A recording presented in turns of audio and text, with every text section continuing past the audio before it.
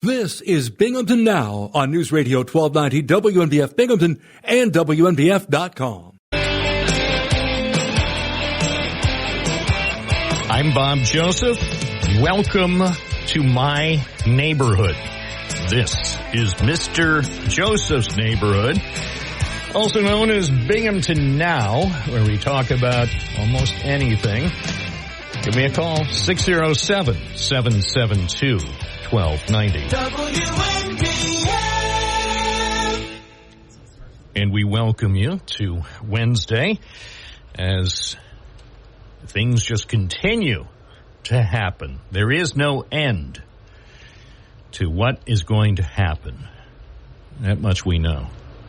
What will happen today? I have no idea.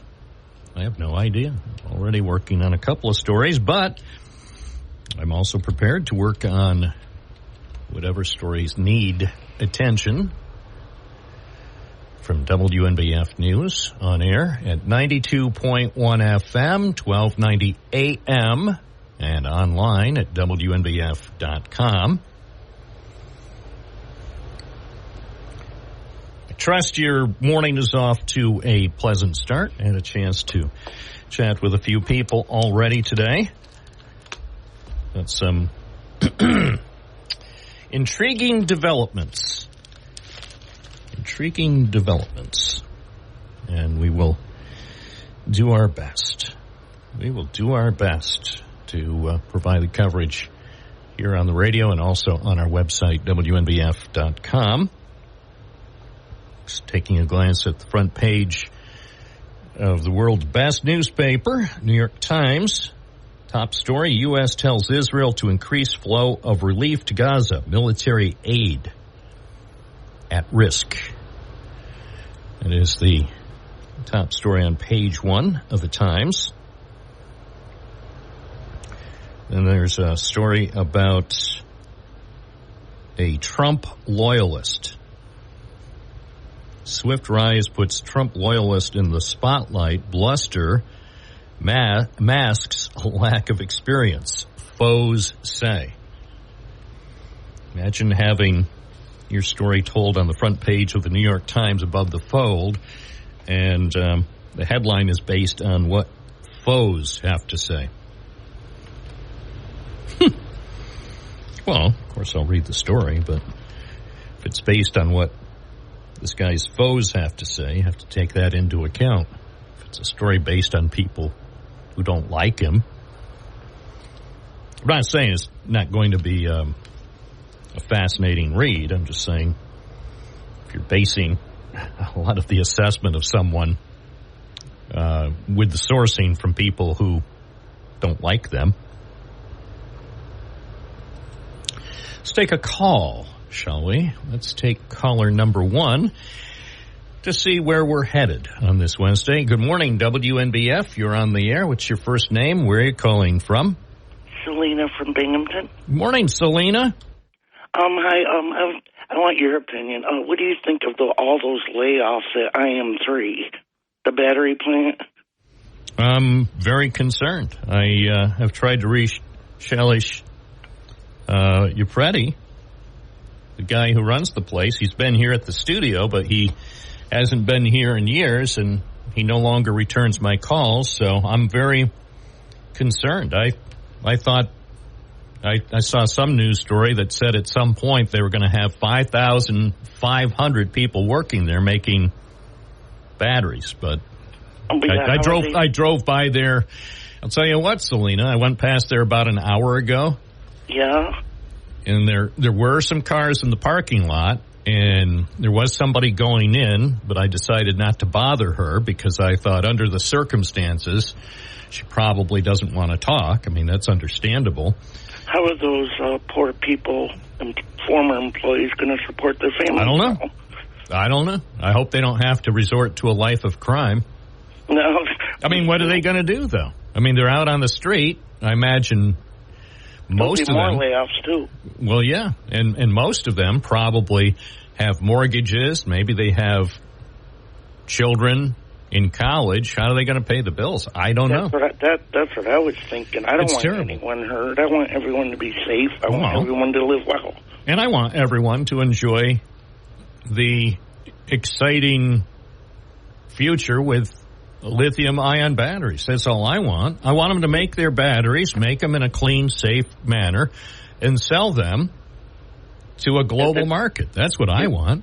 As long as you don't pack all those lithium-ion batteries together, they could cause explosions. Well, that's what I'm saying. I don't want the place to burn down. I don't either. Because what if they have a fire? They had a fire there once. Yeah, I know. Yeah, and fortunately... Never ever pack too many lithium ions together. No. There will be a short. Well, it's scary. I mean, yeah, it is scary. Of course, gasoline is scary, too. I mean, things are scary, but all I want to know is what's going on. You know, that's what I was just trying to ask you. Well, this is the program. You know, I left messages around for Shaley Shupretti, and I haven't heard back. So if he wants to call in today to update us, we have all the time in the world on this program. I had, back in 2018, I had a laptop catch fire. Oh, no.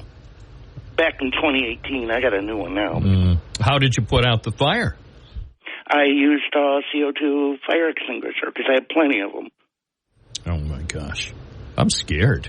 I love you, Bob. Great program. All right. Thank you. Keep that beautiful bumper music going. I love you, bye. Hey, thanks.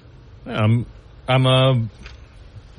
hope people don't take it the wrong way. I'm a bit concerned about what I'm saying over at the IM3 New York facility. I've been keeping a close watch on it over the last few months, and I have to say, what I'm saying, up to this point, what I'm saying doesn't look good. Of course, I think Andrew Cuomo, the big guy who announced it, Andrew Cuomo should be back in Endicott today, and he should bring along Charles Schumer. And heck, Kathy Hochul, bring along the Binghamton University people who were singing the praises of this project, and do an update. Tell us the current status. We can handle the truth. The biggest concern people in this area might have about that factory is lack of transparency. It's a gigafactory. Well, maybe the gig is up. I don't know. They won't answer questions. I think state and federal officials who've been claiming that this was going to be the sort of the next big thing for Endicott, I think they should come on the program and answer a few questions. I think the company representatives should answer a few questions. That's all we want. We're adults. We can handle the truth. Tell us the whole story, top to bottom. Don't leave any detail out. A lot of money, and a lot of hope has been invested in that plant. I'm not writing it off. I don't know what to expect right now. Here we are at 9:20 a.m. on October 16th, 2024, and we just don't know. We don't know what we don't know about the facility in Endicott. So tell us. Enlighten us. As I say, we can handle the truth. Just tell it like it is. The dramatic announcement came just over 7 years ago, where the hopes, the dreams, the aspirations of a small community in upstate New York were ignited by another dramatic appearance by Andrew Mark Cuomo showing up at the Huron campus on a Wednesday afternoon. It was October 4th, 2017. As I read from my story that was filed there, of course, because Andrew Cuomo didn't want to deal with me. I wasn't invited to the announcement, so I was able to view it. He didn't want certain people who ask a few questions on hand for the announcement, because I might have asked a few questions back in October 2017. They might not wanted to address the uncertainties. So that's one reason you don't invite certain journalists to your photo op. So the story read, this is how I wrote it: a high-tech battery manufacturing facility is to be built in Endicott on the site regarded as the birthplace of IBM. Notice how I didn't say a high-tech battery manufacturing facility will be built in Endicott. I said is to be built. I know it's a nuanced thing, but we've seen these announcements too many times in the past. During a visit to Huron campus Wednesday, Governor Andrew Cuomo announced that a gigafactory is to be constructed. That also is true. The $140 million plant is to produce, notice is to, not will, produce lithium-ion batteries for a fledgling company called C4V. Anyway, that was the first story that I wrote about this. And some people would say, but Bob, you didn't sound like you were a cheerleader. You sounded somewhat skeptical and careful with your wording. Yes. Notice, I attribute. The governor said the manufacturing facility is expected to create more than 230 jobs. Andrew Cuomo, it didn't happen. Where are you 7 years later? You see, there's no accountability. As usual. It's 9:23. This is Bob Joseph on your side at WNBF. Providing you with the best solutions of your lifetime. The KSO Insurance Weekly Spotlight with Karen Sweet O'Neill on News Radio 1290 WNBF. And this live segment is sponsored by KSO Insurance Solutions. Good morning, Karen. Good morning, Bob. How are you? I am well, and I'm very optimistic about the future. Well, that's good. Hopefully you'll have reason to be. Oh, I have plenty of reasons. I can't elaborate right now, but the future is so bright, I need to wear shades. If only. If only. Anyway, time for information, a big weekly update. I'll tell you what, we're talking about Social Security and the increase that people will be receiving effective in January 2025. So the COLA was announced by the SSA, Social Security Administration, and it's 2.5%. That is the boost to benefits for 2025. So what does that boil down to as far as dollars and cents? Anywhere between $46 and $48 a month. That Social Security beneficiaries will receive extra in their deposits. It depends, of course, on when you took Social Security because it's going to be 2.5% based on what your benefit is now. So some a little bit more, some a little bit less. Not a great boost, Bob. Last year it was over 3.5, and the year before, well, that was off the charts, which was wonderful for many, many people. So now we're looking at an adjustment of 2.5%. We were going to talk about if we got the figure for the Medicare Part B premium that people pay for the medical Part B. This year, it's a little over $174 a month, and that generally goes up every single year as well. But that figure is not in yet, so we can't project that one yet. We will tell you that there's a hold no harmless law, and that basically means that it can't be more than the COLA adjusted Social Security benefit.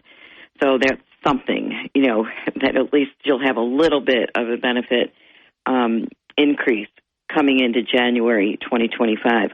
Also, we wanted to talk about, because this is annual open enrollment season, October 15th to December 7th, for people that are on Medicare and they need to choose their coverages for 2025, or at least review their coverages that they have now. If they want to keep it, wonderful. If not, then they have to move forward with a different option. What we've seen is that 12 Medicare Advantage plans have been dropped from our market. That's a pretty big deal. So we do know that people are receiving letters because that's what they need. These companies need to do. If you have a Humana Medicare Advantage plan that is being dropped, or a United Healthcare plan, or whatever company, if they're dropping the coverage that you have, they have to send you a letter telling you that, so that you can make arrangements and, go into a different plan, because those people that have the plans being dropped, Bob, actually have until the end of December to make a change. But guess what? Probably just a good idea to just get it done now, and then you don't have to worry about it, and your coverage is all in place effective January 1. So please open your mail. I know it's very easy to just push it aside because there's so much this time of year, but the only way that these companies can contact you and tell you that your plan may be expiring at the end of this year is by mail. So you need to open everything and read it, okay? Also, there's a question that people over 65 are going to need to answer for the first time, in this open enrollment period or at the beginning of the year. And what is it? It's, should I sign up for the optional new and little-known Medicare prescription payment program? So what is that? Well, of course, it's not a simple decision, because the Medicare prescription payment program, this is a brand new program. The acronym is M3P, and it's put into place by the Inflation Reduction Act of 2022, supposedly to help Medicare beneficiaries that are being stuck with, steep drug costs during certain months of the year. So if that be the case, then they may want to explore this plan. Now, if you sign up for an M3P with a standalone prescription plan in 2025 or a Medicare Advantage plan, you don't pay for your medications at the pharmacy. So you don't go into CVS or Walgreens or Wegmans or wherever you get your medications and pay your copay. Instead, you still get your prescriptions from the pharmacy, but you'll get a monthly bill from them from your Part D plan, as well as your monthly premium. So it seems kind of like, well, why would I do that? Well, it's a smoothing out monthly prescription cost throughout the year, because many people get quarterly payments. What's the good side? The good side is it's a smoothing out. But it's not a cost reduction program, Bob. It's a cost shifting program. So guess what? At the end of the year, you may end up with a much higher bill from all the accumulation of the Part D premium. Well, your Part D premium you're going to pay once a month, but the copays throughout the year. And generally speaking, people don't really want a big bill at the end of the year, towards holidays and whatever the case may be, layoffs, who knows what's coming down the pipeline. It's not a program for everybody, so be very careful. If you're asked to sign up for that, you know what? Some of the pharmacies don't even know how this is working yet. It's a brand new program. Might be better to have the government and the pharmacies and the prescription insurance companies work out the kinks before you sign up for anything that is so brand new that most people aren't aware of it. We are at 1708 Vestal Parkway East, up above Plato's Closet and Style Encore. You can reach us several ways for an appointment. You can simply give us a call at 607-772-4898. You can also Google us at KSO Insurance. All our contact information will be there, and you can also make an appointment that way. And if you missed the phone number, we have a big display ad under insurance in the yellow pages. And by the way, there's a $2,000 out-of-pocket cap for prescription drug coverage in 2025. So that's something you need to pay attention to as well. That's a good thing, and it may not benefit you to do the payment program because of that. So what do you think about that, Bob? You don't want to know what I think about that. What? I mean, you may find out sometime off the air, but obviously on the air, all I can say, of course, is thank you as always for this relevant information. As far as my personal opinion of how they've managed to set this up, that's, as you might agree, that's kind of irrelevant right now. Well, I'll tell you what. I mean, I think it's nothing smooth. Nothing smooth. Well, right. So you've talked with me frequently enough, so you have a general idea of what I think about how they've set these things up. Absolutely, I do. Yeah. And I think most of our listeners think you and most of our listeners also agree. It's like, does it have to be this complicated? And the answer, of course, is absolutely. Well, it's a government program, so absolutely it has to be complicated. I would expect nothing less. Right? And it's like, well, if it's too complicated, you know what happens? People just put their hand up and go, next. Yep. Right. And then case, then you'll see me living in a van down by the river. A Volkswagen van. or if I'm lucky, a 1984 Yugo. You go. You go where you go. I will go. Karen, have a great day. You too, Bob. You. Take care. Bye. And that's live informative segment sponsored by KSO Insurance Solutions. Of course, I'm kidding, folks. Of course I am. 607-772-1290. Hey. Who's going to be next on the hotline? Only time will tell. Would you like to talk on the radio with a live person? Go ahead. Make that call. Binghamton Now, 92.1 FM, 1290 AM. Streaming at WNBF.com. Yes, picnic tables catching on fire. Tonight at 11 on Eyewitness News. No, we can't run that yet. We have to wait for 2 weeks for the sweeps. When good picnic tables go bad. A 3-part series starting Tuesday at 11 on Eyewitness News. Followed by Geraldo. You never want to be followed by Geraldo. Trust me. If you believe you're being followed by Geraldo, get to a safe place and call for help. Oh, my gosh.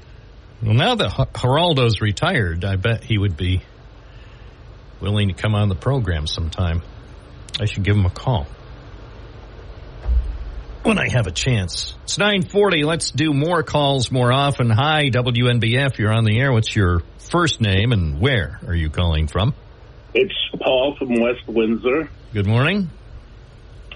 Well, I always like to talk about science, and I don't understand why people aren't calling in and talking about something. Well, because people are happy. If people were unhappy, they'd be calling in griping. But I think this bodes well for the Democratic ticket because just based on the last 3 weeks alone, very few people have been calling in with any gripes. So what I think that means is Kamala Harris and Tim Walz are going to be a shoo-in. Well, if I talk long enough, somebody will get bored and call in. All right. Anyway, now start talking, baby. Okay. I saw a program on Einstein and Hawkins. These two men had humble beginnings. Einstein, he was an accountant. He was in accounting for years, and when he got out of his job, he went and did physics. He just loved physics. And this guy, without a lot of help, he got the theory of relativity and E equals mc squared, and Hawkins the same thing. These two guys agreed on a lot of things.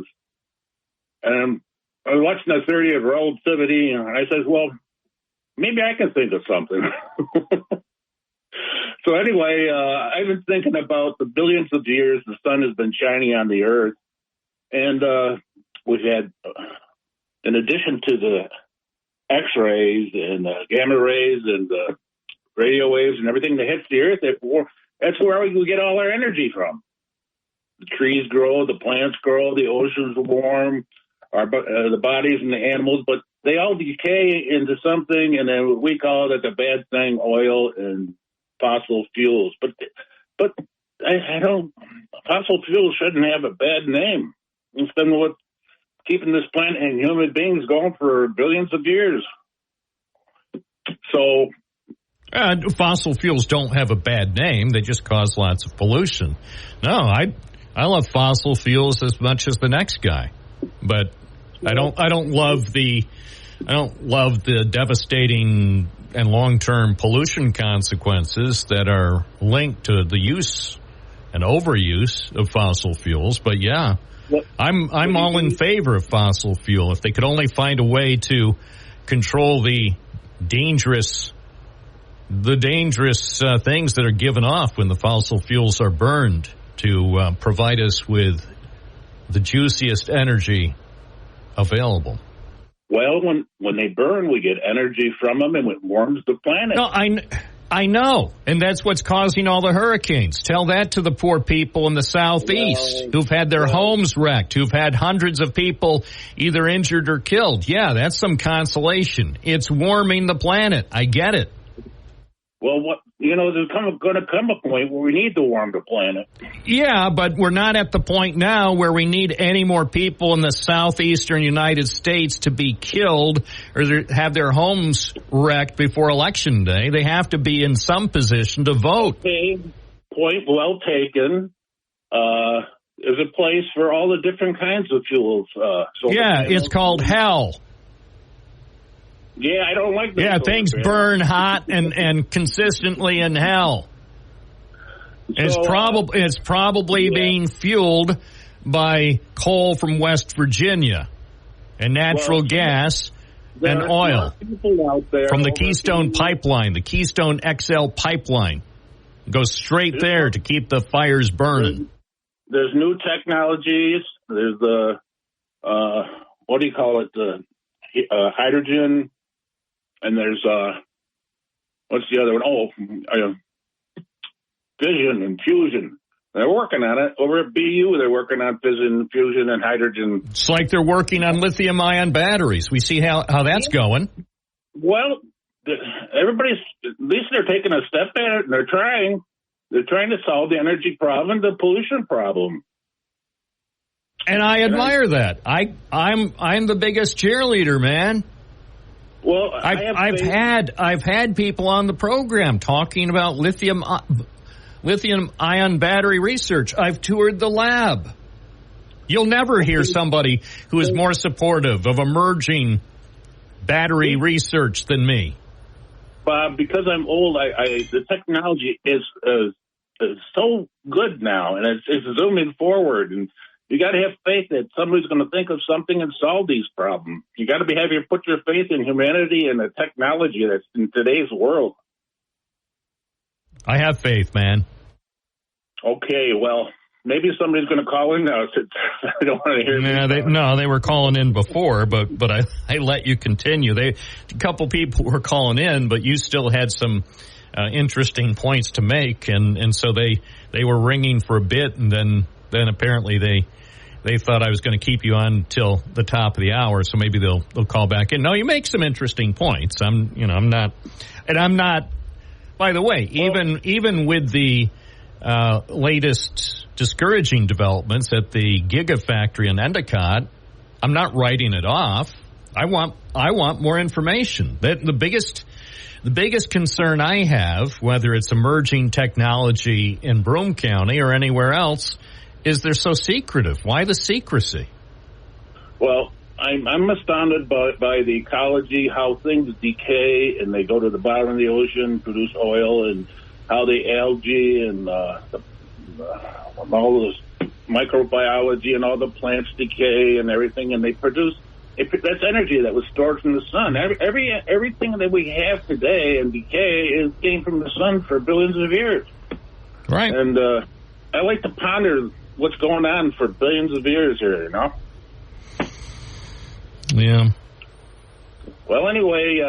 All right. Oh, good. Our caller has returned. Thank you very much, Paul. I appreciate your thoughts. Okay. Have a good day. You too. 947 WNBF. Hi, you're on the air. What's your first name and where are you calling from? Oh, I am on the air? Well, afraid so. What's Carol from JC? What side of the crypt did you get up from this morning?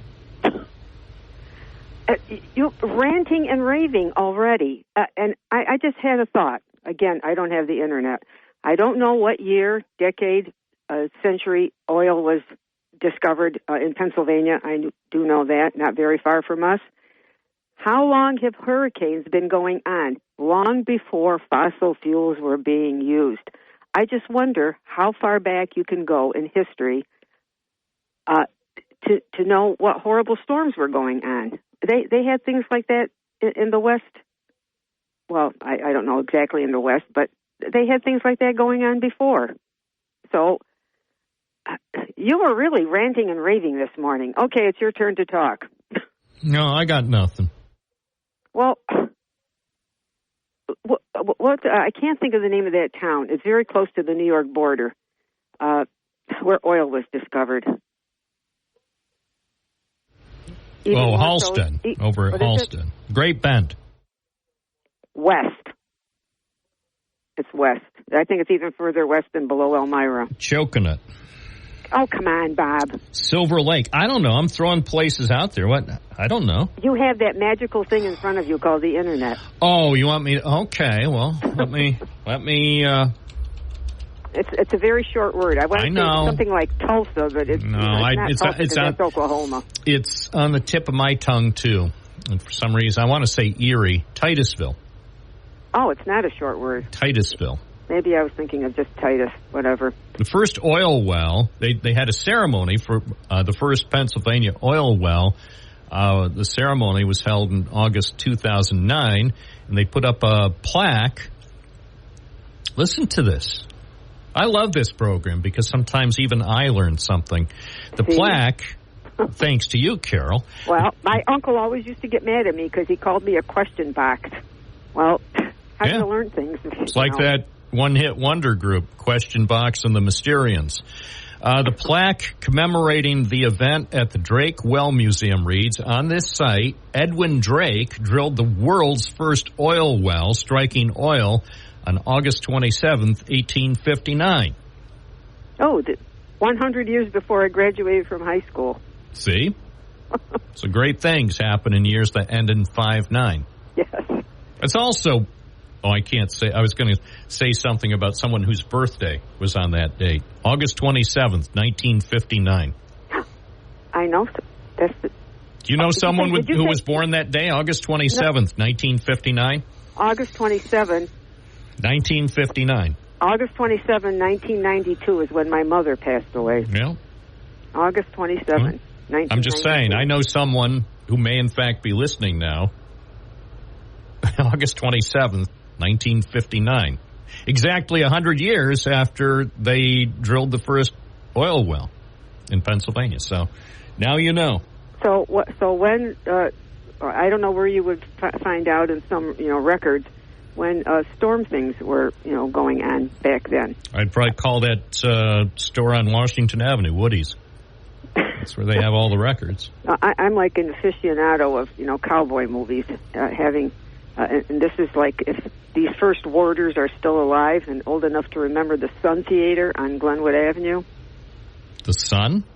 Theater. S-U-N, not S-O-N. Is that the building that Isaac Ansrud turned into apartments? No. Down near Glenwood and Downs? No, it's a warehouse for, I think, a vending machine. Someone who owns a vending machine business. That's what it became. It had nothing to do with the mob, then? No. Okay. Oh, that's Clinton Street area, up around the corner. Clinton Street has something to do with the mob? Well, not the mob, but some gang. I guess there is a difference between mob and gang because you think of different kind of people. Remember the Eddie Block gang? I think that's the one. The Eddie Block gang. They used to control all the drugs. They desecrated Amp's beer joint and turned it into a mob. A gang. You can't. Warehouse. Yeah. Well, there's nothing wrong with it. It was a thriving business. I'm looking at the story because they remember they arrested all the members of the Eddie Block gang. That was in 2015. Was it that long ago? Yeah, good times, man. Time ago. Yeah, story by Anthony Borelli. And I remember we staked out the courthouse here over on Henry Street because the accused members, remember, they weren't. Yes. They were just accused. Yes. Says on a frosty, I love this. Listen, this is what we miss now that Anthony Borelli is not reporting for the press. Listen to the way he wrote this. On a frosty early morning, November 17th, 2015, the caravan of police cruisers swept through Main Street on Binghamton's west side. It was just after 6 a.m. The sun hadn't yet risen, and the streets were empty. Within moments, law enforcement officials converged on Edwards and Mather Streets. Among a dozen locations in Binghamton and Johnson City for coordinated raids that form the climax of a 19-month investigation into the 9-member Eddie Block gang's alleged drug trafficking activities. So, yeah, they were legendary. The Eddie Block gang. And every time now I drive on Edwards Street and Mather Street, I keep looking for the old gang, and they're not there anymore. You know, if I had a minute, which I could call back, I saved a newspaper picture for. I think it might have been on the first page. That was, maybe a 4x6 picture of a street sign. It was Edward, and I'm not sure if it was Thorpe. I don't know. There's a couple streets that cross, so I don't know if it said Mather or North or whatever. It said that 40% of 911 calls come from that area. And lo and behold, what did you just say, Edwards?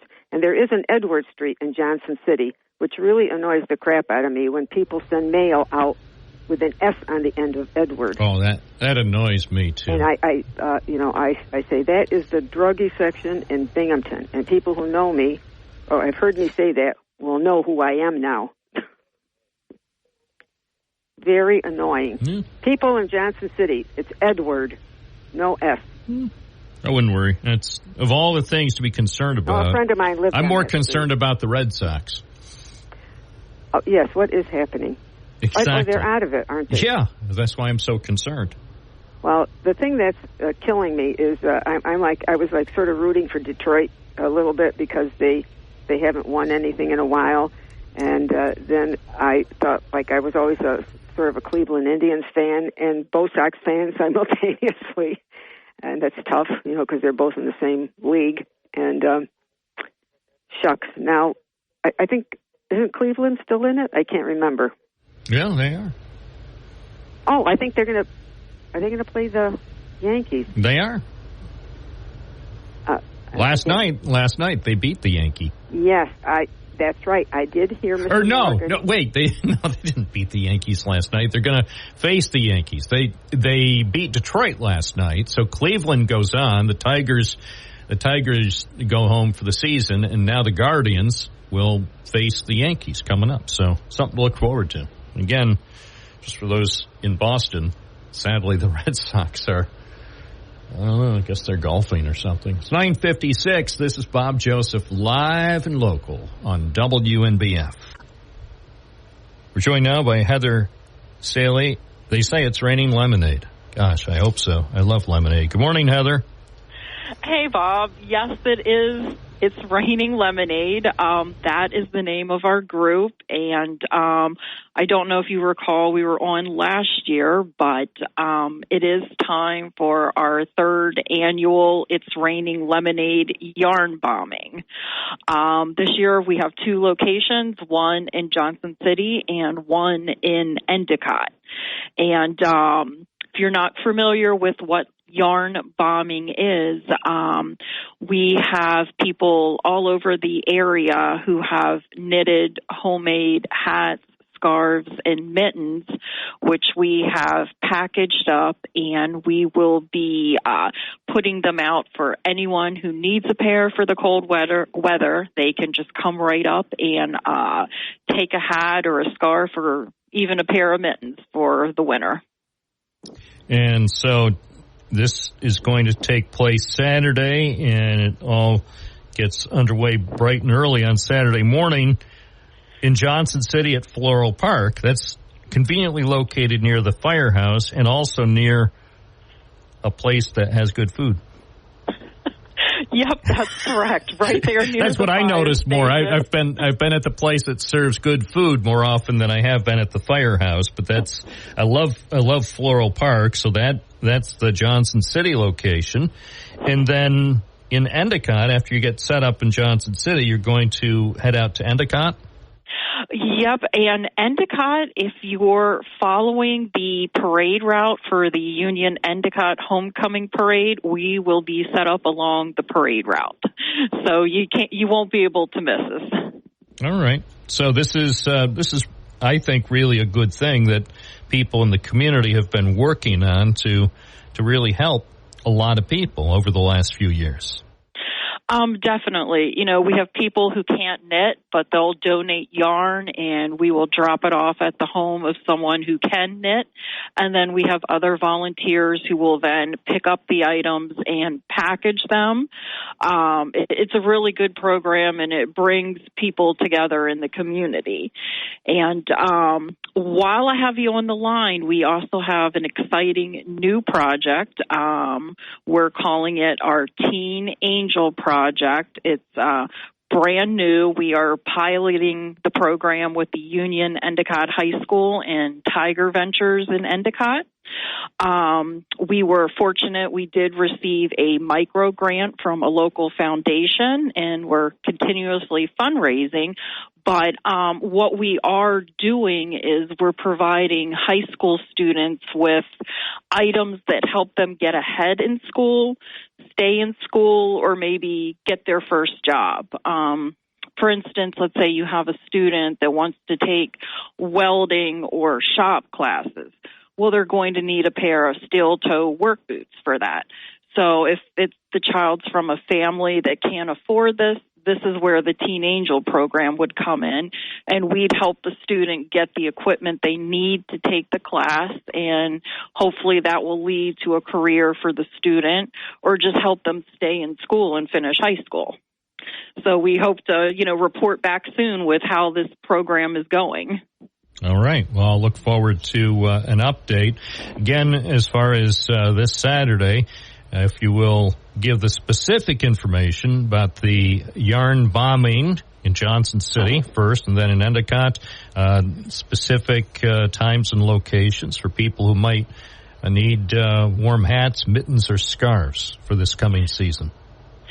If anyone would like specific details, they can email us at itsraininglemonade@gmail.com or check us out on Facebook. That's where we have all of our information, facebook.com/itsraininglemonadebroom. And we'll have lots of pictures of the day, and we hope we have a good turnout at both locations. Heather Staley, thank you for joining us and letting us know about the specific event for this Saturday and also some of the other work that's being done. Thanks a lot, Bob. Have a great day. You too. 1016 WNBF, 92.1 FM, 1290 AM. Remember, you can stay connected with your favorite radio station and your favorite radio programs using the free WNBF app. It's Wednesday morning, top of the morning to you. 607-772-1290 is the hotline.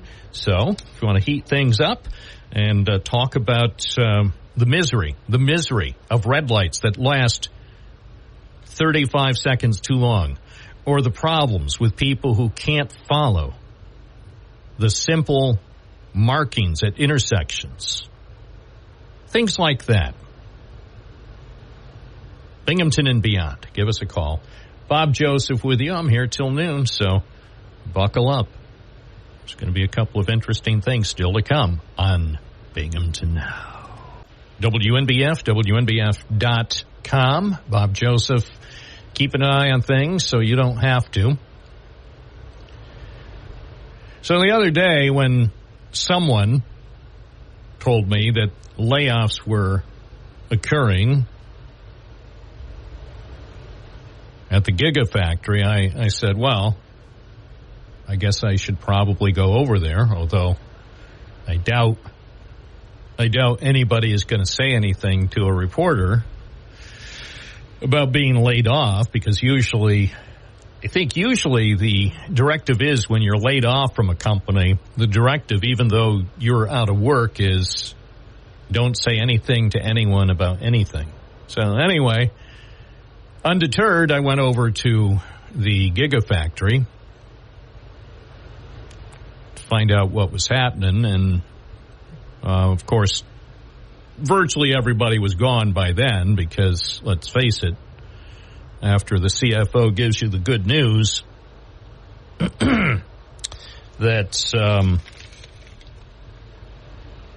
I guess it was the temporary CFO. Anyway, after you're advised that we're in a save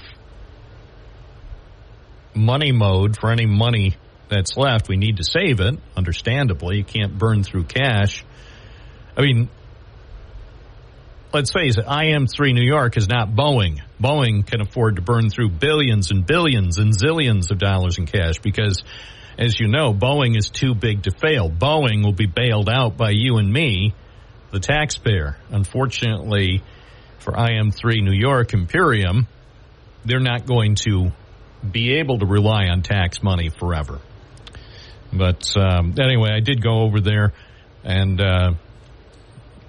understandably, the people who were there outside said, well, first they did say, we like the work you do.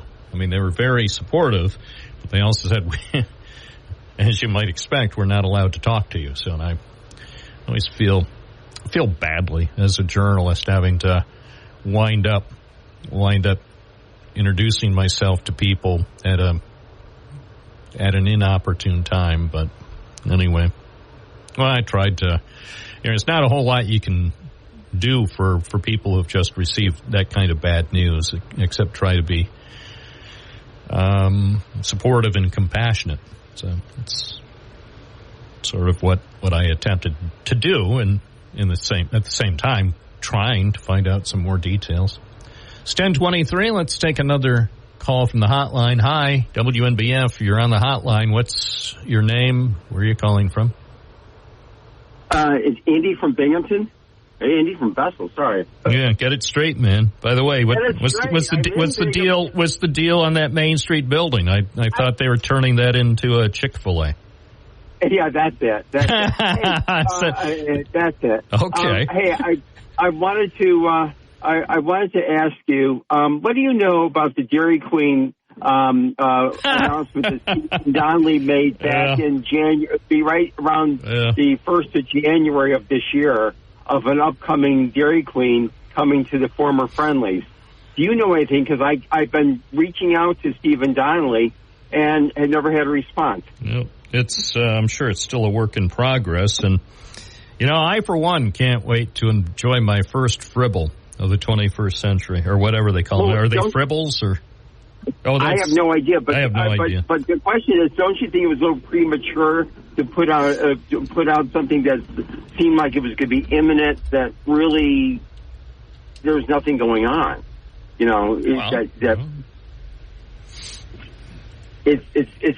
just seems strange. That's all. Well, So I. Who are we? Who are we to judge it? Maybe it's part of the other project that he announced in Endicott. I don't know. Oh, you mean the apartment? The apartment.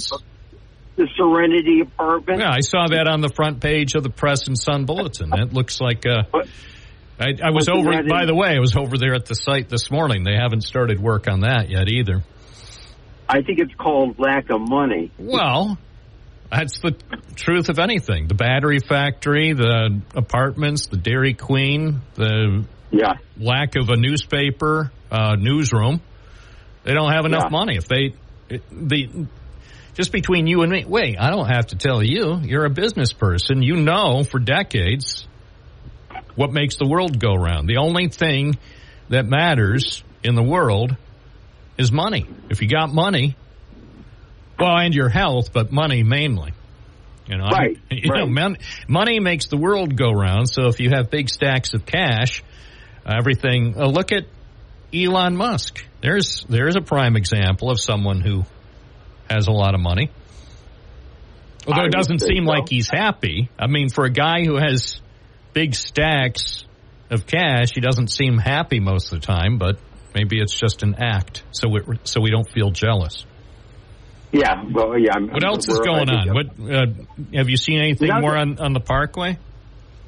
No. What is this with people going the wrong way on the Parkway? How is that even possible?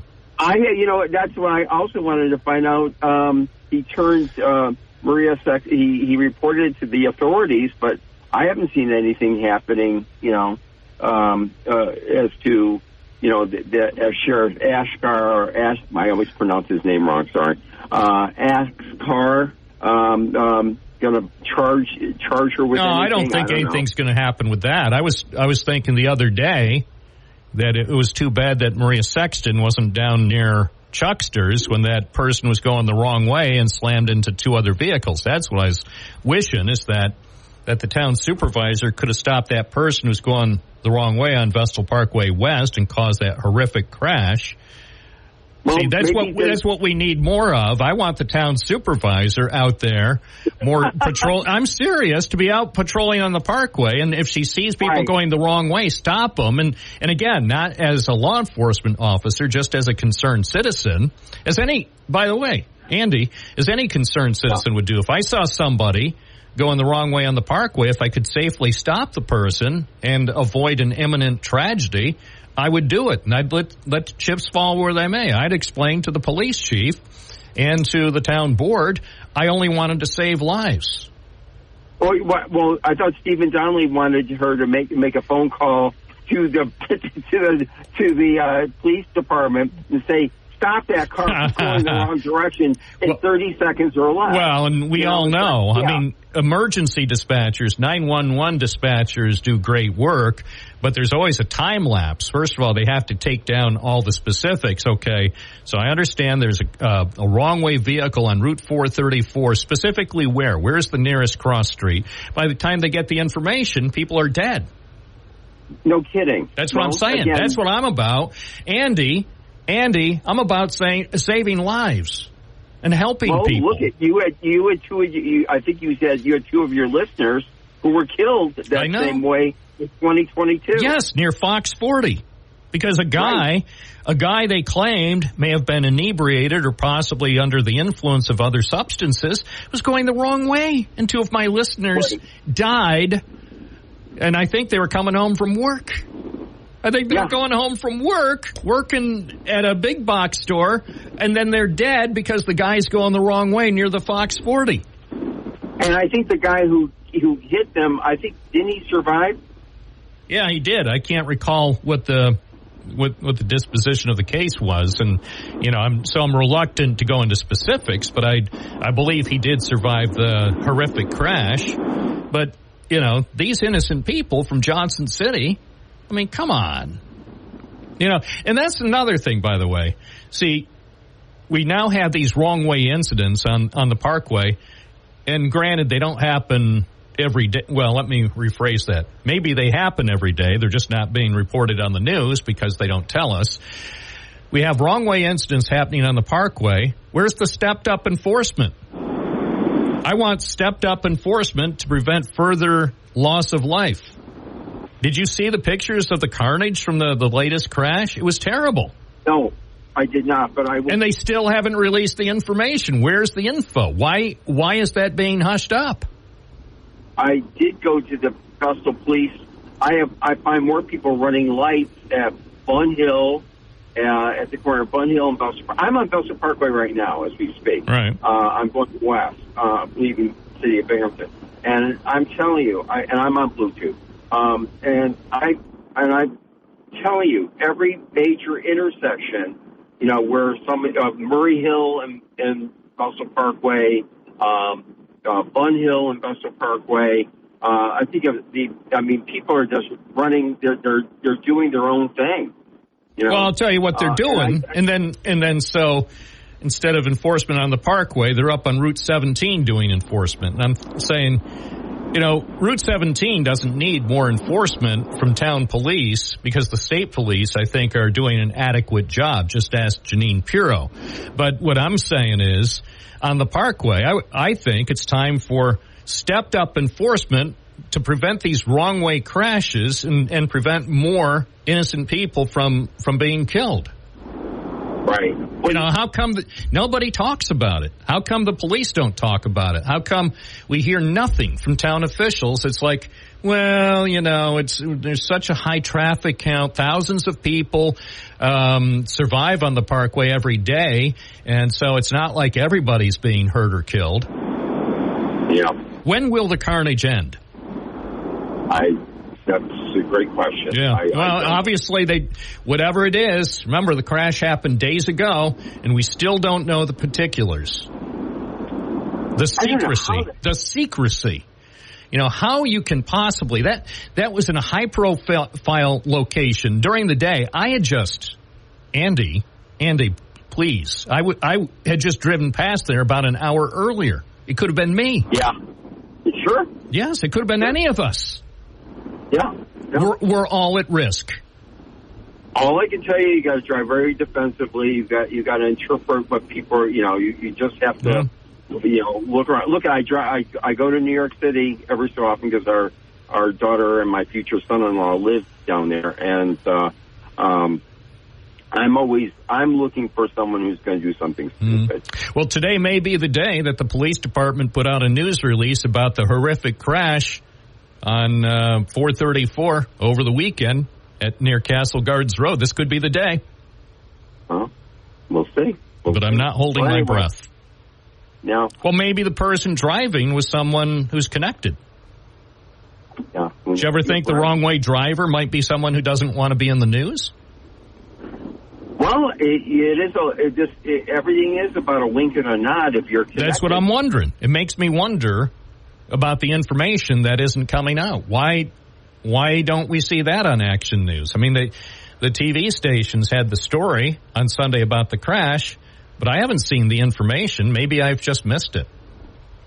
No, you seem to know everything. Well, I do know a lot of things, but this particular thing, I just don't know. So I guess it's must be the person who's driving the wrong way, just didn't want any charges filed. Well, unless the next of kin, don't know. But they said nobody died. I mean, we can surmise that there probably were serious injuries, but I did see, I think on Action News, that they said the police indicated everybody survived, but I didn't see any information.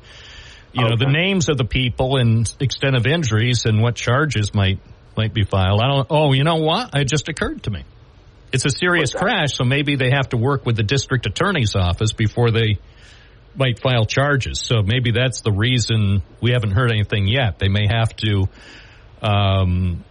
be working in collaboration with the DA's office, just given the severity of the crash. So there could be a reason that we haven't heard anything yet, but hopefully we'll hear something soon. Yeah.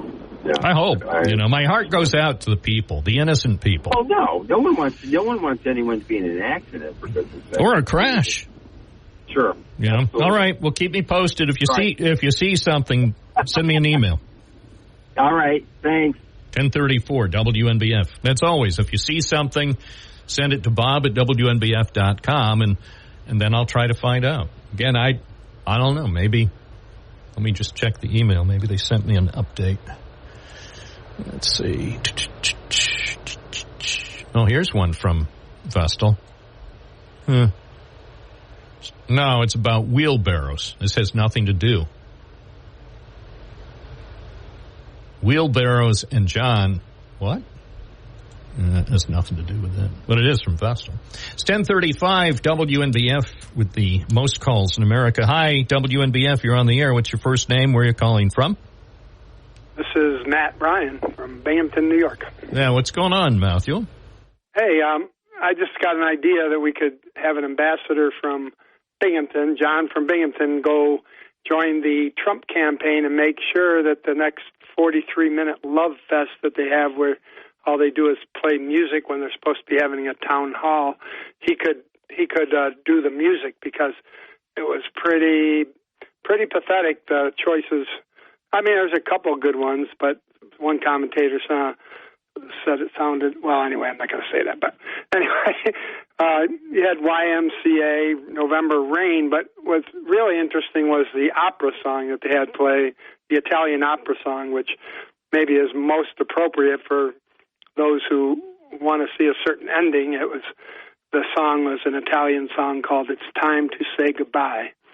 the opera song they played. So, they got that right. Well, anyway, I have to say that was having a dance party. We haven't seen that since Dick Clark. I thought he was channeling his. I thought it was like American Bandstand, except in Pennsylvania.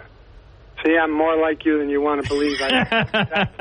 Exact thought I had too. Well. But anyway, the guy who invoked my name yesterday, I think it's Dave, from the guy who always invokes my name when he talks about the border. He always does it with respect. Yes, I know, and I'm doing it respect back. He says I never call and talk about how many people are coming across or defending it. Look, we have laws at the border. They have been broken because of how many immigrants are trying to get into our country from all over the place, because conditions in many places are very, very bad, and they probably hear that they come here and they can get in. So, but here's the deal: we all know that Senator Langford first let's go back to 2013. Well, let's not go back that far. Let's just sum it up. We'll say, and let me know if you agree with this statement. The Republicans desperately want to keep the immigration issue alive through November 5th. True or false? True. Okay, well, that's true. Okay, that's, I don't want to go back more than a decade. Oh, so much history. Hi, WNBF, you're on the air. What's your first name? Where are you calling from? That's true. Okay. Hey, Bob, good morning. It's DJ from Binghamton. Hey, DJ. AC/DC has a song that says, fight, fight, fight, dirty deeds done dirt cheap. I'm wondering why President Trump doesn't use that, because that's what he said when he got up with the blood on his ear. He said, fight, fight. And they can't think of that. It takes DJ and Binghamton to think of using the song Fight, Fight, Fight from Dirty Deeds Done Dirt Cheap.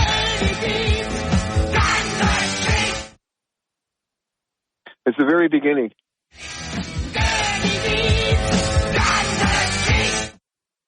Yeah, well, maybe he doesn't have permission to use it.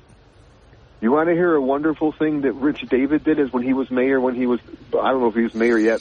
When he had that bar, the other bar there, he brought an AC/DC tribute band and only charged like $5. And the dude who played Angus Young was far above the guitar grade of Angus Young, as he didn't do like a bluesy. He did a real fast shredding style. And I thought, man, he's better than Angus Young, the real AC/DC guitar.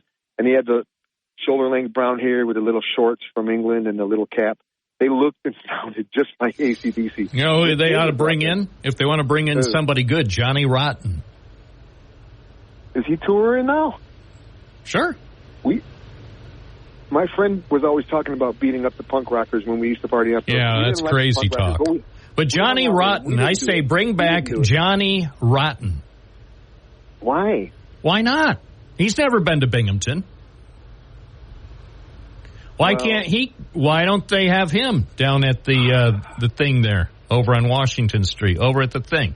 Or no, at the arena, Bob, Johnny Rotten. Well, I have a question, okay, concerning when the election is over. The day after the election, when it's over, what is she going to go back to, is she going to still call herself Dr. Jill, or is she going to go back to Nurse Jill? Because she's going to get degraded. No, she's going to be calling herself Dr. Jill, and she's going to get married to Dr. Phil. And what is Kamala going to do after she loses? Is she going to go to... She's going to get married to President Trump. I don't think... They're going to have... it's the first time ever in the nation's history that they've had a White House wedding just 3 hours after the new president has been inaugurated. It's going to be quite the day. I'm looking forward to January 20th. It's going to be quite a newsworthy day. First, the inauguration at noon, and then the wedding of the century. He would never go from the looks of Melania to someone, even if she... Hey! I had to nip that one in the bud because I had a sense. I had a sense that we could have gotten off topic. Hi, WNBF. Good morning. You're on the air. What's your first name and where are you calling from? Hello? Is the caller there? It's Pedro in Boston. We lost him. Again, water in the lines. It happens. It happens, especially this time of the year. 607-772-1290. Bob Joseph with you, serving America. On your side, if you're on the Vestal Parkway, please drive defensively and please pay attention to all relevant signage. If you find yourself driving the wrong way, please pull over and call for assistance. The police will come to assist you if you discover that you're driving the wrong way on the parkway. Please pull over before someone is injured. Thank you. Public service announcement from WNBF and WNBF.com. 1044, let's take another call. Let's head out to Conklin. Ernest, you're on the air. Well, there he was. Hopefully he'll try again. Again, when you get water in the lines, it's always a talk fest party. Well, it gives me an opportunity, a perfect opportunity now to provide you with the weather. And what a forecast we have for today. Cloudy, some showers, mainly this morning. Could be a few lingering showers this afternoon, high 48. Mostly cloudy tonight with patchy frost, low 33. Sunny tomorrow. Oh, widespread frost on your pumpkin tomorrow morning, high 56. And then for Friday will start out with areas of frost. Otherwise, Friday will be sunny, high 63. The outlook for the weekend is actually nice. If we're still here, if we haven't frozen to death by the weekend, sunny Saturday, 66, sunny Sunday, 69. Ooh, and even next week. Listen to this, Monday and Tuesday will be sunny, a high around 70 or so. Right now in downtown Binghamton, it's 44. Feels like temperature is just too cold here at WNBF. 1046 WNBF.com. We mentioned about some of the coverage of the Gigafactory, IM3 New York, and I'll say right at the outset about the Gigafactory.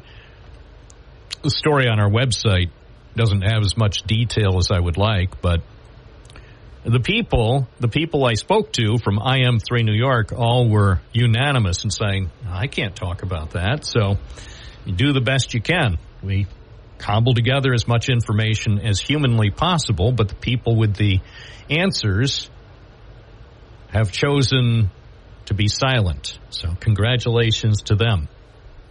We appreciate your decision not to tell us what's going on. But at some point, that's not to say at some point that they, for all I know, they're consulting with a high-powered PR firm right now, and they're going to come out with a high-powered press release to put this all in context and put some frosting on their Gigafactory, and then everything will be fine. In the meantime, though, I'm sorry, I just have a few questions. We've been strung along for 7 years, and I think the state and federal taxpayers, as well as the people of Endicott and the town of Union and Broome County, deserve some answers. But, Hi, you're on the air. What's your first name? Where are you calling from? Ernest from Conklin. Good morning, Ernest. Good morning, Bob. I just briefly, the reason I'm calling is I noticed online here in the story, and it says more than 400,000 missing from Bronx Democratic Party disclosures. It's on new NYSFocus.com. Apparently, it's not on their books, the Bronx Democratic Party. Oh, that's cash. When you said 400,000, I thought it was like missing voters or something. $400,000 in cash. $400,000. I see. I just punched up the story written by journalist Sam Mellons think I've spoken with him.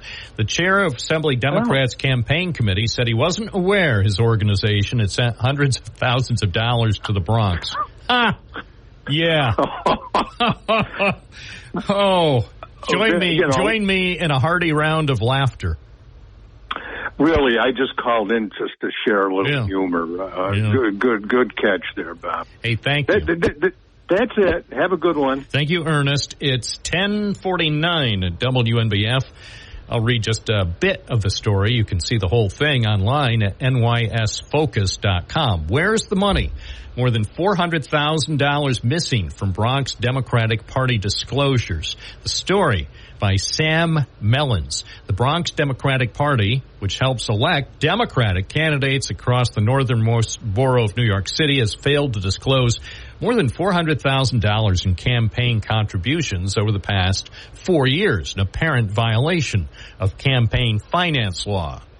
A New York Focus review found the Democratic Assembly Campaign Committee transferred the funds in over a dozen installments, yet those contributions never appeared on the Bronx Party's paperwork.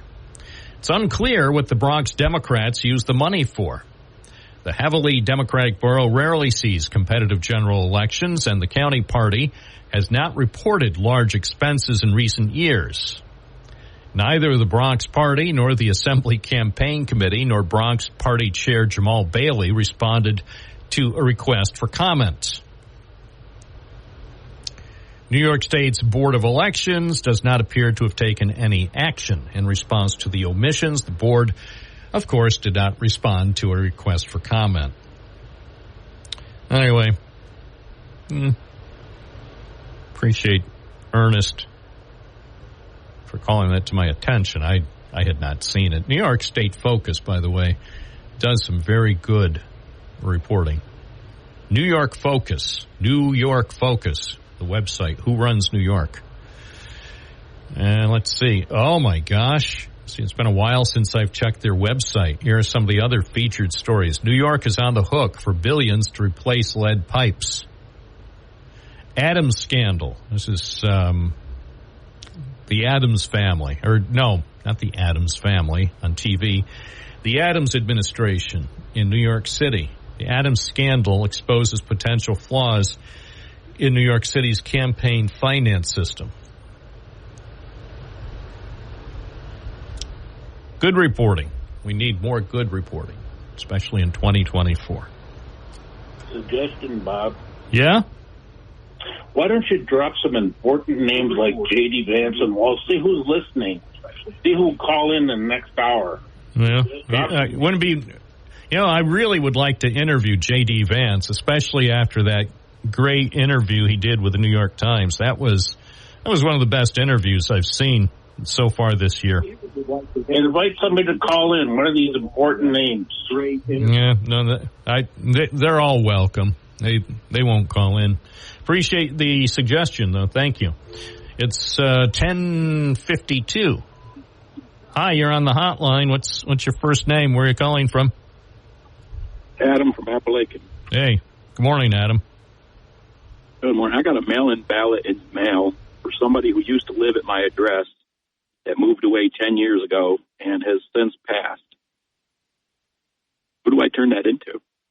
The Tioga County Board of Elections out on, I think it's Route 38. Tioga County Board of Elections. Just, first, before you go, just call them and see what they want you to do with the ballot that was misdirected, obviously directed to someone who no longer is with us. And they may just ask you to destroy it, or maybe they'll ask you to drop it off. They're at 1062 Route 38, just near the world famous super shredders. I'm not familiar with the world famous super shredders. But it's just north of the village of Owego. You just go on North Avenue and keep going on the right side. You'll see the Tioga County building there on Route 38. Look for the sign. Drop it off. Okay. Okay? Thank you. Thanks. Yeah. If you ever get somebody else's ballot, probably, You can look up the number for your Board of Elections on the website. If you get a ballot that you're not supposed to have, by all means, report it. Not to the police. The police can't do anything about it. They're working on other jobs right now. The police are not going to confiscate a ballot that you received in the mail that was sent to someone who has since died. The police will probably tell you, call the Board of Elections because they want to know about it. Then they'll remove the person's name from the rolls. And that way we can have another fabulous election, just like the 2020 election. The whole point of our election system at the local, state, and federal level is to have a great election. So we know it was great in 2020. I think it's going to be even greater in 2024. And it's important for everybody to contribute. So if something gets misdirected, or if you ever have a question about how early voting or registration or, should I vote 3 times or whatever, if you have questions, call the experts at your county Board of Elections. They're there for you. Operators are standing by. Again, we are going to have the best election, the very best, because in America we have earned the very best because of all the great work we do.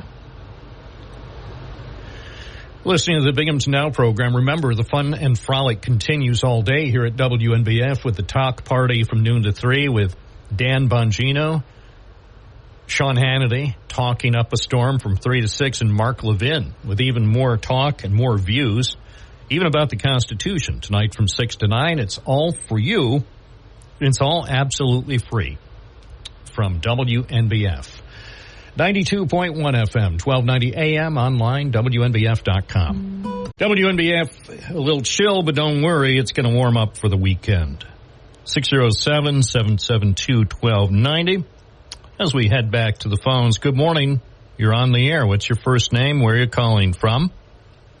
I'm Jim from Shenango Fork. Good morning. Morning. I just wanted to mention I just returned my absentee ballot to Florida, and before I returned it, I called the Commissioner of Elections office. I had some questions about how much postage to put on the envelope and that type of thing. And she wanted to make sure that I had signed the back of the envelope.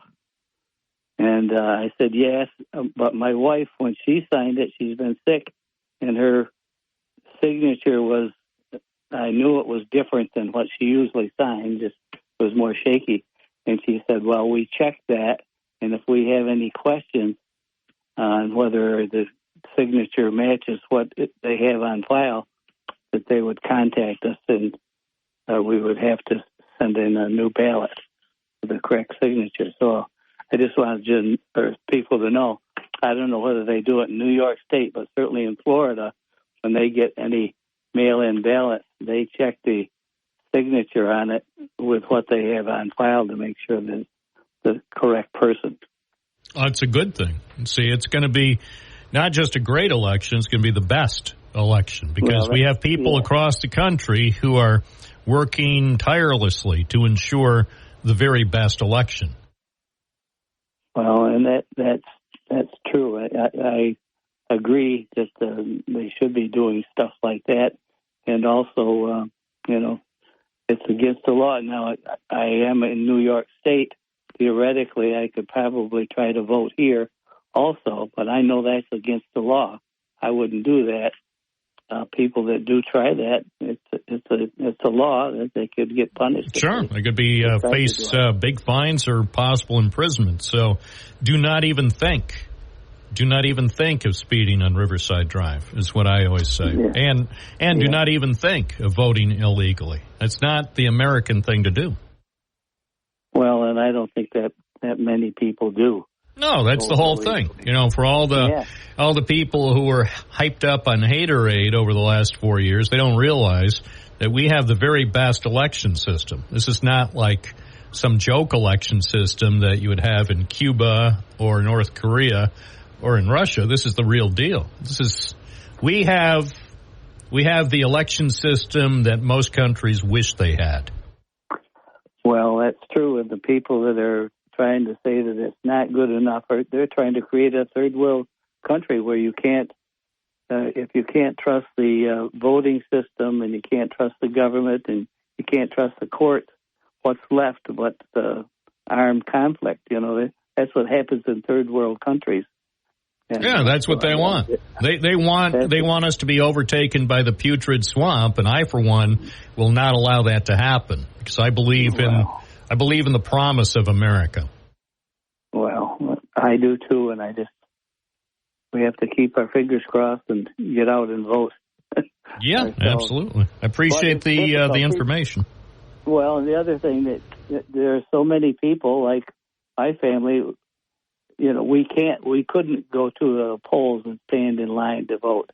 We have to do absentee ballot or whatever. And so there are a lot of people that just inconvenience single parents that can't leave their kids to stand in line for several hours to vote and that type of thing. People that work. So it's important to have a good, viable mail-in voting operation. That's right. Let's, for all the years that the bad people were griping about early voting and mail-in voting, look how suddenly they realize it's a good thing. Yeah. It took them a while. It took them a while to realize that it was a great thing to make it possible for as many eligible voters to cast their ballot. The only people who were against early voting and vote by mail, I believe, were people who wanted to suppress the vote. Yeah, absolutely. And it's a darn shame. It's a darn shame. Appreciate your call, though, and stay tuned because it's going to be, we're in for some really interesting things over the next 3 weeks, okay? Yeah, I'll be tuning in. Thanks a lot. Enjoy your show. Thank you, sir. 11:16 WNBF. Again, the system is strong. The system is the best in the world. Don't let those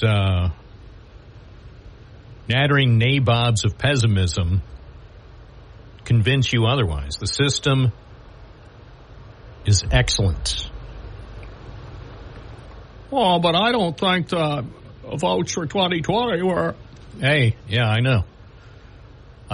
We heard you the first billion times.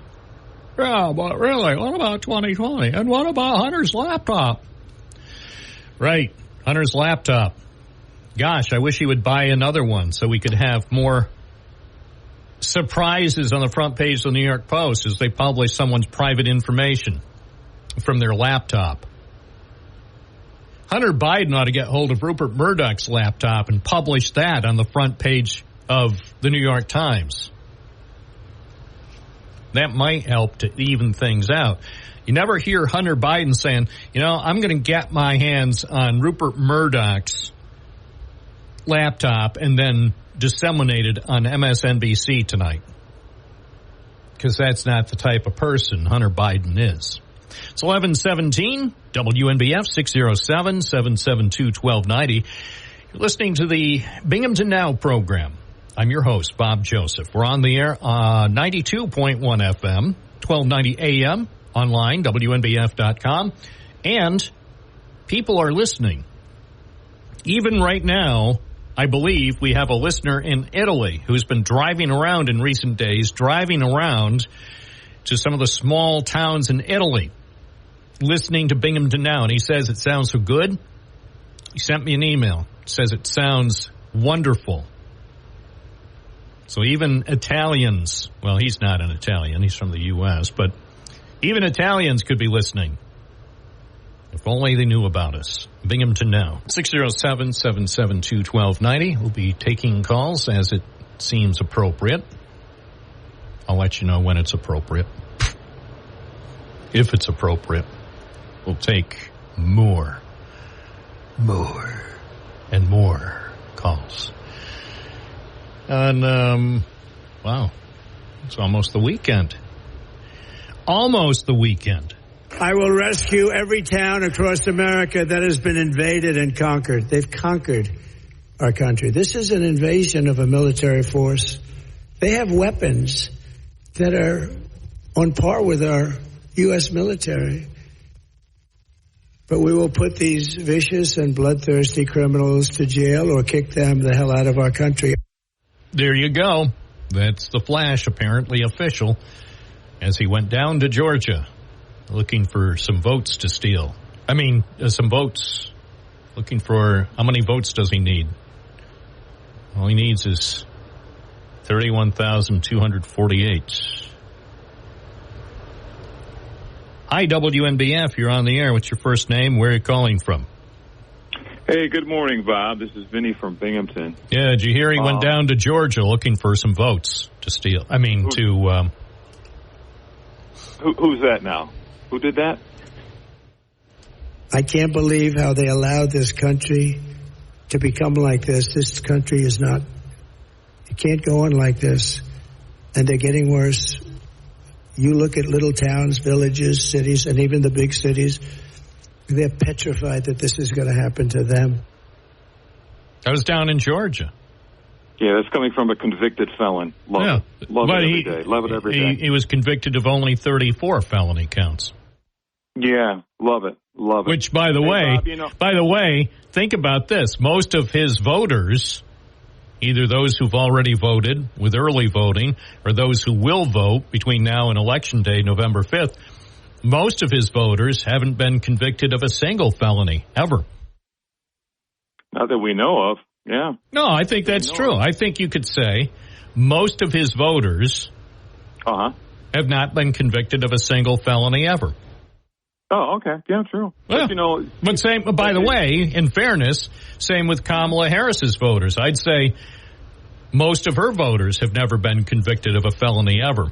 And some of her voters, to be fair, perhaps have been convicted of a felony back in California, and she may have successfully prosecuted them, but I bet some of those, even those who were prosecuted by Kamala Harris back in the days when she was a prosecutor, I bet some of them will even vote for her because they might believe, even though they're a convicted felon, they might choose the prosecutor who convicted them or secured a conviction in their case fair and square in our justice system. They might decide Kamala Harris, the former prosecutor, is a better choice than the guy who's been convicted of 34 felonies. True. Well, Bob, you know what? All I know is Geraldo Rivera is now going to vote for Kamala Harris. All right? No way. It was not last night. No. Are you kidding me? I said, no. I brought up Geraldo earlier today, just out of the blue. Not because I heard anything. I didn't know he had said that. I just thought that because Geraldo, he took his boat and took his boat out to somewhere near Cleveland, and he's retired. So you're telling me Geraldo is now on the record as supporting Kamala Harris in the election? That's it. That's the deciding vote right there, man. Well, I would say this. If I were in charge, if the person who's in charge of Donald Trump's campaign, I bet she's saying to herself, you know, if we've lost Geraldo, we've lost America. That's it. Well, hey, Bob, what reason I called, I just wanted to tell you, first, two things. First of all, I know you had some people calling in yesterday telling you about not asking this question. Why didn't you ask this question? Listen, I just want to say that I watched the debate between Josh Riley and Mark Molinaro. There were three people that were throwing questions at these two. It was about an hour. They all got to prepare. You got a news director that was, I think it was Pickus. News director, WAMC was there. WMHT was there. Chantel Destra and Raga Justin. She's an investigative reporter for Times Union. They had an hour, and they popped questions at both of these two. And you know what? One question that was not asked that you in Binghamton, Bob Joseph, asked Mark Molinaro, do you believe the election was stolen? And he said, I believe whatever happened came out is what it was. That question was not asked by any three. And that's an important question. Are you an election denier, in other words? None of them asked him that question. So there's so many questions you can do in so many times. And these guys had an hour to prepare. Weeks. So, I mean, if Bob Bob, you're doing it on the fly. Oh, yeah. By the way, those interviews yesterday were not pre-scheduled. I mean, I did get a note.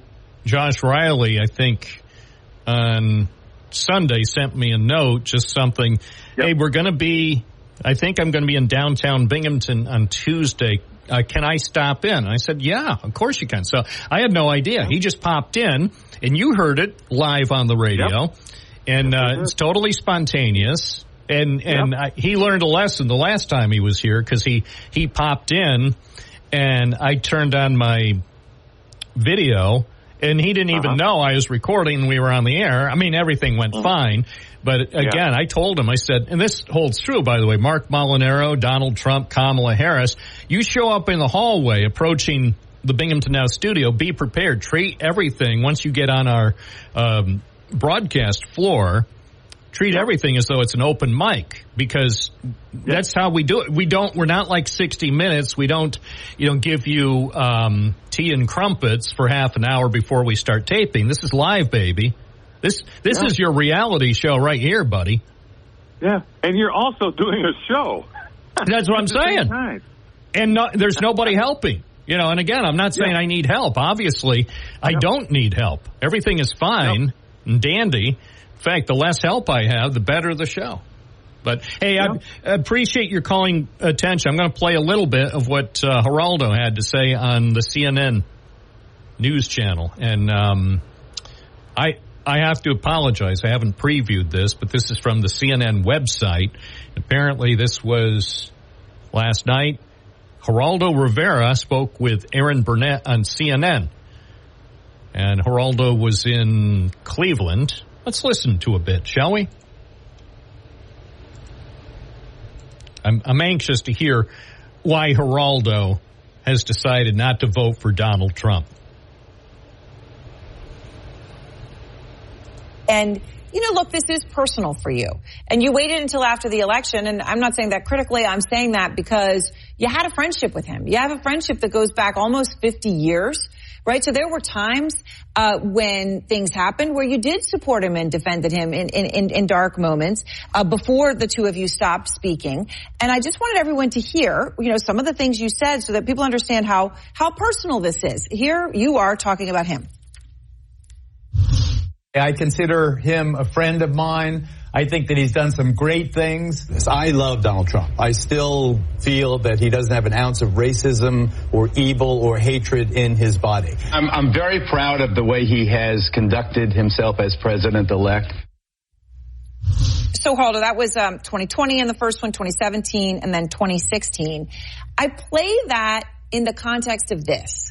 How hard is it for you to come out against a longtime friend, as you have chosen to do so, because you think it's important, so publicly? It's not only, Aaron, that he's a longtime friend. I also think he was a pretty good president. And I think that his term in office is largely underrated. He did a pretty good job with China and with the economy, with tariffs and so forth. He did getting through the pandemic was extremely difficult. I mean, Russia bamming with that fake Russia tampering with our election. I was proud to call him my friend. I'm proud of the times that we spent together. Every time the phone rang here in the house and the president was on the line, it was excitement, even though my wife Erica did not appreciate. She's a Democrat. But what he did in the wake of the 2020 election is unforgivable, and we can't lose sight of that. He tried to distort the constitutional process. He tried to strong-arm the republic. He tried to, with Mike Pence, to make Pence be more loyal to him than to the Constitution of the United States. He is a sore loser, and he would not be trusted. He could not be trusted with honoring the Constitution. The one thing we had going with every other government on earth was our tradition, multi-century tradition of the peaceful succession of government. One president to the next, to the next, to the next. And he called into question that very foundation stone of our democracy, and to me that is, Aaron, unforgivable. All right, there you had it. In his own words, that was Geraldo, the Geraldo, not some knockoff fake Geraldo that you'd see on the entertainment circuit going to county fairs in Iowa. That's Geraldo, the legend, the man, the myth. And you heard, he used to be a friend. He used to be Trump's friend. And now look, you heard him. And I think he stated his situation fairly eloquently about what has happened and why he is concerned. You know, and as I said, let's be honest. If you've lost Geraldo, you've lost America. If Geraldo decides he's going to vote for Kamala Harris, I think you know what that means. It means they may have to pull the plug on the election operation. Why spend a dime more? Save the money. Put it into renovations at Mar-a-Lago. Put it into renovations at whatever tower you have. Don't spend good money after bad. If Geraldo isn't going to vote for you, your friend Geraldo, who loves you, Geraldo only wants the best for you, Mr. Trump. So I think after what was said there on CNN News last night with Geraldo, and you could feel the emotion. You could tell that Geraldo was saddened to have to tell not just the American people, but to a global audience that he can no longer support Donald Trump. So it is perhaps a watershed moment in the campaign. And I know many people will probably want to seek counseling, especially many in the WNBF audience, because, and I think part of it might be, and Geraldo didn't mention it, but I think part of it is that Trump refuses to do another debate. I'm surprised Geraldo didn't tell Aaron Burnett last night. You know, if only he would do one more debate, I would consider throwing my support to him. But he won't do a debate. By the way, one thing I forgot to mention is Kamala Harris is going to be interviewed by Fox News today. As I suggested, remember last week I was suggesting that Kamala Harris be interviewed by somebody on Fox News. Now, sadly, it's not going to be Sean Hannity. I think Hannity ought to be the one to interview Kamala Harris because that would prove something. That would prove she wants the job. But Brett Baer will interview Kamala Harris in a couple of hours, and then they're going to run it on Fox News. Now, Donald Trump, to show that if he really wants the job, and I'm not convinced he really wants the job, if he really wants the job, he should announce today that he's going on the Rachel Maddow program on MSNBC, and he's going to be willing to answer 5 hours of questions from Rachel Maddow if he wants the job. And I'll tell you this, and I'm sincere, I will actually consider voting for him if he answers questions from Rachel Maddow tonight on MSNBC from 7 p.m. to midnight. I will consider, after I've watched the 5-hour question and answer session. I don't think it's going to happen, but if it happens, I will consider. I will strongly consider. It's 11:35. This is Bob Joseph serving America at a little radio studio in Binghamton, New York. 92.1 FM, 1290 AM, streaming at WNBF.com. Morning, I'm Bob Joseph. We are pleased to welcome to our studio filmmakers Jerry Wachter and Joseph Stillman. Welcome to our Binghamton broadcast complex. Thanks, Bob. Thanks for being here. Heard you're just over by our beautiful rivers, the Susquehanna and the Shenango at Confluence Park. We were. Yeah? What do you think? It's impressive. It's impressive. You guys have done an incredible job of creating a beautiful environment. We are proud. Very proud of it. We are proud of our river. We're proud of our small city here in upstate New York. You're in town because there's going to be a presentation of a documentary film called Something in the Water. And I think this is something that our listeners will be very interested in. It's going to be presented here in Binghamton on Sunday afternoon. Tell us a little bit of background about the documentary, Something in the Water, how the project got its start, and the work that you both put into what looks to me like, even though I haven't seen it, it just seems like it must be some masterpiece because it deals with some important topics. It does, in fact, and it is raising the voice of the American people during a time of unprecedented societal changes when everybody was living in lockdown and experiencing death en masse. We experienced a racialized reckoning in this country. People became aware of their histories, oftentimes for the first time. And so there was a tremendous amount of confusion and grief, despair, and mistrust for their fellow Americans. I think it was also a time that some people compare to the late 60s when at that particular time we had the loss of Martin Luther King, Bobby Kennedy, the Vietnam War. People have compared, when we made this film, it was in the midst of a contentious election right in the middle of a pandemic. Civic unrest. There was rioting similar to what was going on in our country in 1968. Very similar. And yet the purpose of Something in the Water was to try to find common ground because we were really searching for more things that brought us together rather than the things that divide us. We wanted to find out if, in fact, we did have more things in common than things that divide us. And you know, when you ask 200 people, which is the amount that we spoke to, what is America to them, it is incredible what 200 people are going to say because it's going to be different to every person that you're going to ask. But essentially, they all want basically the same thing: a safe community, a good job, good education, access to health care, and depending on what your economic circumstance is or what part of the country you live in, it's going to be different whether you're going to have access to some of these things or not. We were in 30 states in 50 days across 16,500 miles to talk to people, and they opened up to us about what their thoughts were.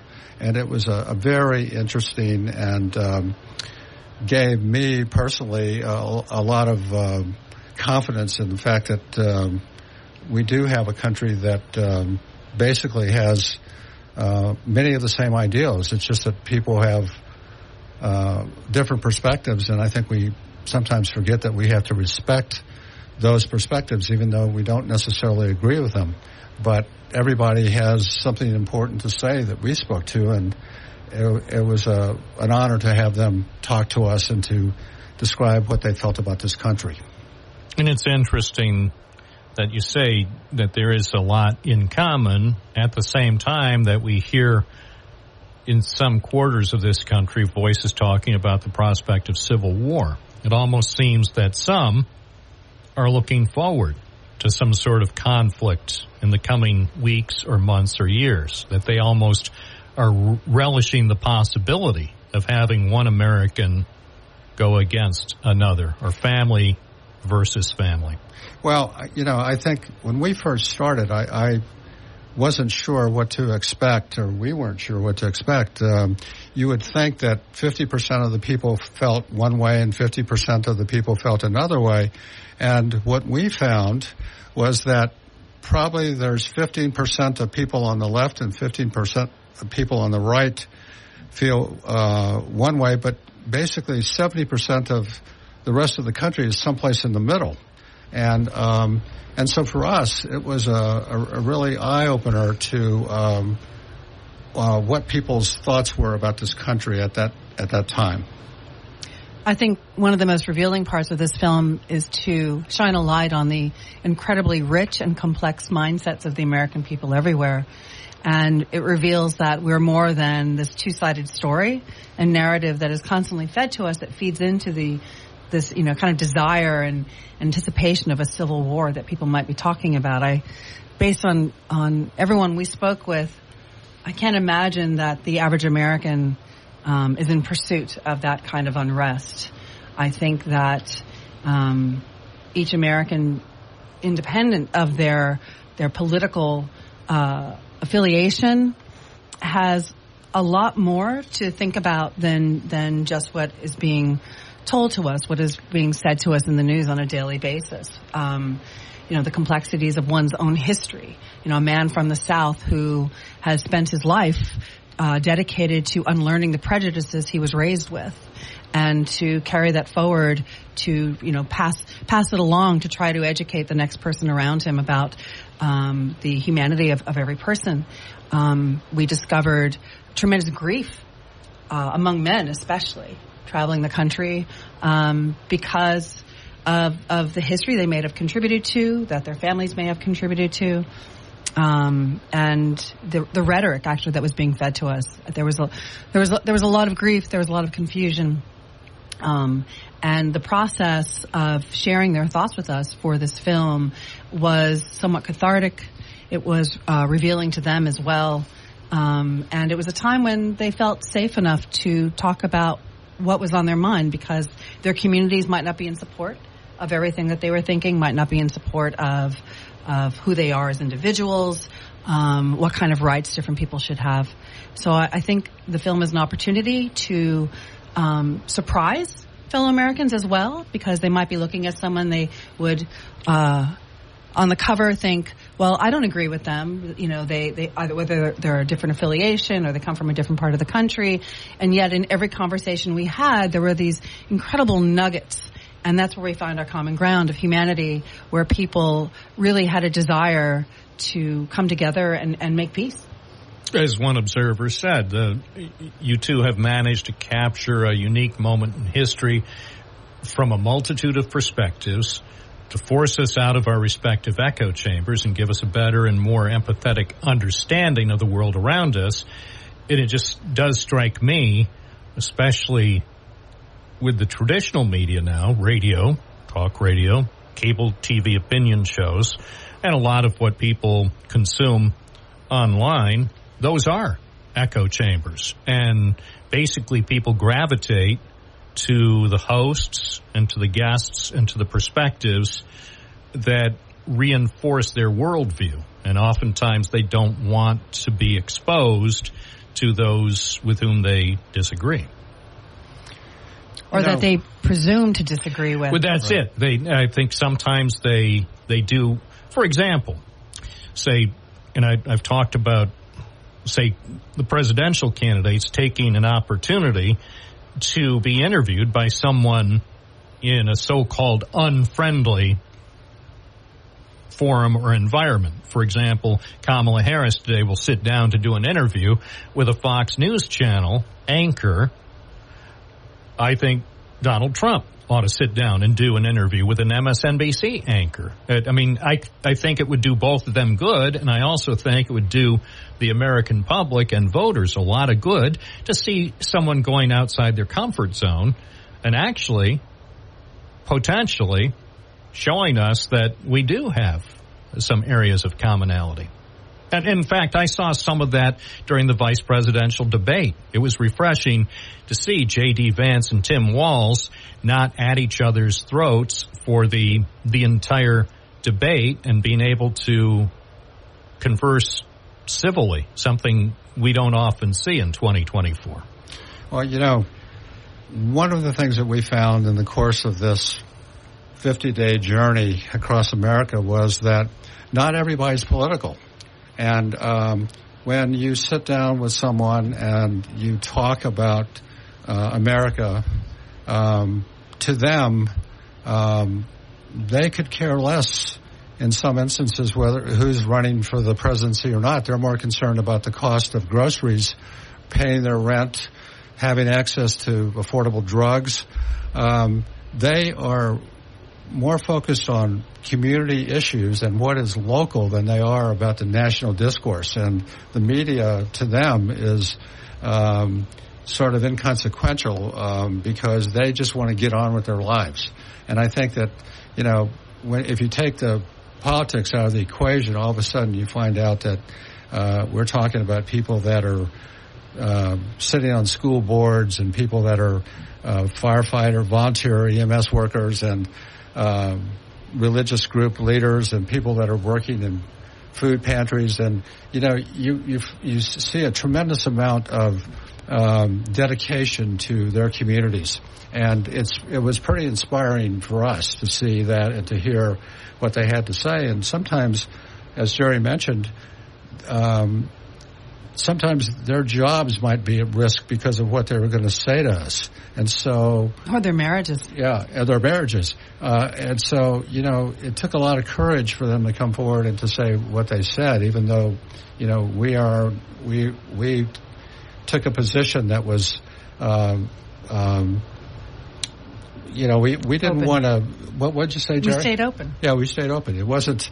But for us, we came away kind of transformed from that experience because I, to be honest, was very cynical going into this as to whether or not we had more things in common than things that divided us. And when I came out of this trip, I felt a lot more patriotic. Not that I wasn't before, but I felt more positive about the possibility of us being able to move forward because the times had kind of condensed everything into a sense of tremendous angst in America. And I think when Biden came in, or just the change, it took a little of the pressure off.